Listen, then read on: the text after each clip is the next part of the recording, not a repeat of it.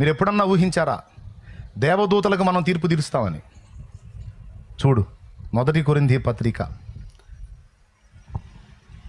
6వ అధ్యాయము 3వ వచనం చదువు. మనము దేవదూతలకు తీర్పు తీర్చుదుమని మీరు ఎరుగరా? వాళ్ళంది ఈని సమయాలు. 1 కొరింథీ పత్రిక 6వ అధ్యాయం 3వ వచనం చదువుతున్నాడు. చూడండి, ఈ మాట నిజమో కాదో మీరే డిసైడ్ చేసుకోండి, అందరూ వినాలి. మనము దేవదూతలకు తీర్పు తీర్చుదుమని ఎరుగరా? అదేంది ఆ మాట అన్నాడు? దేవదూతలు ఎక్కడ, మనం ఎక్కడండి?